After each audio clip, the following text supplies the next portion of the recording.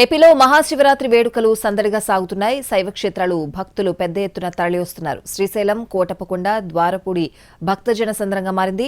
విద్యుత్ దీపాల వెలుగులో ఆలయాలన్నీ ధగధగలాడిపోతున్నాయి.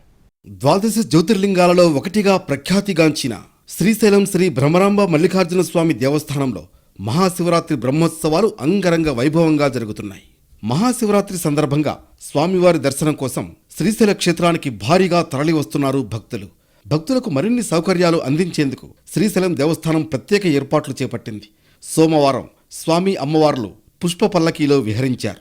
శ్రీశైల మహాక్షేత్రం మహాశివరాత్రి బ్రహ్మోత్సవ వేడుకలతో ఇల కైలాసాన్ని తలపిస్తోంది. శివరాత్రి బ్రహ్మోత్సవాల్లో భాగంగా 7వ రోజు మంగళవారం బ్రహ్మరాంబ మల్లికార్జున స్వామివార్లకు శాస్త్రోక్త పూజలు నిర్వహించారు. సాయంత్రం గజవాహనంపై గ్రామోత్సవంలో భక్తులకు దర్శనమిచ్చారు. ఇక ఈ ఏడాది దేవాదాయ శాఖ భక్తులకు కొత్త సేవా కార్యక్రమాన్ని అందుబాటులోకి తీసుకొచ్చింది. భక్తుల కోసం ఉచితంగా లడ్డూల పంపిణీ కార్యక్రమాన్ని ప్రారంభించింది. సోమవారం నుంచి ప్రతి భక్తుడికి 50 గ్రాముల లడ్డూ ప్రసాదాన్ని అందజేస్తున్నారు ఆలయ సిబ్బంది. లక్షలాది మంది భక్తులు శ్రీశైలంలో స్వామివారిని దర్శించుకునేందుకు వస్తున్నారు. సోమవారం నుంచి గురువారం వరకు 4 రోజుల పాటు భక్తులకు లడ్డూ పంపిణీ చేయనున్నారు. అమ్మవారి ఆలయ వెనుక భాగంలో పశ్చిమ గోపురం వద్ద ప్రసాదాన్ని భక్తులకు అందిస్తున్నారు. అంబేద్కర్ కోనసీమ జిల్లా మండపేట మండలం ద్వారపూడిలో ఆంధ్ర శబరిమలగా ప్రసిద్ధి చెందిన అయ్యప్ప స్వామి దేవాలయ ప్రాంగణంలో ఆదియోగి విగ్రహం నిర్మించారు.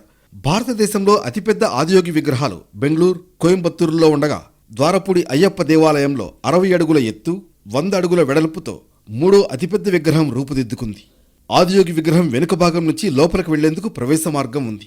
అందులో శివలింగం ఏర్పాటు చేయనున్నారు. అక్కడే ధ్యానమందిరం నిర్మిస్తున్నారు. పల్నాడు జిల్లా నరసరావుపేటలోని కోటప్పకొండ శివరాత్రి శోభను సంతరించుకుంది.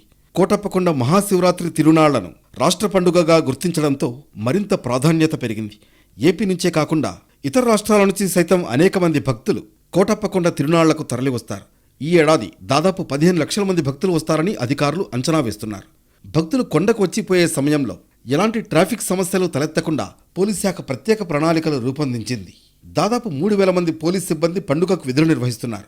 మహాశివరాత్రి పండుగ రోజున త్రికోటేశ్వరునికి ప్రత్యేక అలంకారాలతో అభిషేకాలు, పంచహారతులు, మహానివేదనములతో పూజలు నిర్వహిస్తారని తెలిపారు ఆలయ అర్చకులు. కోటప్పకొండలో మహాశివరాత్రికి ప్రభల ప్రదర్శన అత్యంత వైభవంగా జరుగుతుంది. ప్రభల బండ్లకు కావలసిన ఎడ్లపై ప్రజలు అత్యంత శ్రద్ధ చూపుతారు. ప్రభలను రంగురంగుల కాగితాలతో అందంగా అలంకరిస్తారు. కొన్ని ప్రభలను విద్యుత్ దీపాలతో ఏర్పాటు చేస్తారు. ఈ ప్రభల ఊరేగింపులో మొక్కులు మొక్కుకుంటూ ప్రభ ముందు నడుస్తూ కోటప్పకొండకు చేరుకుంటారు. ప్రభ ముందు తప్పెట వాయిద్యాన్ని గమకాలతో సాగిస్తూ ఉంటే వాయిద్యానికి తగినట్లుగా బండికి కట్టిన ఎద్దులు ఠీవిగా నడుస్తాయి. గ్రామాల గుండా ప్రయాణించేటప్పుడు గ్రామస్తులు ఎదురు వచ్చి స్త్రీలు కడవలతో వారపోయగా పురుషులు కత్తి చేతబట్టి దండకాలు చదువుతారు. మొత్తానికి ఆంధ్రప్రదేశ్లోని ప్రధాన శైవ క్షేత్రాల్లో శివరాత్రి శోభ నెలకొంది.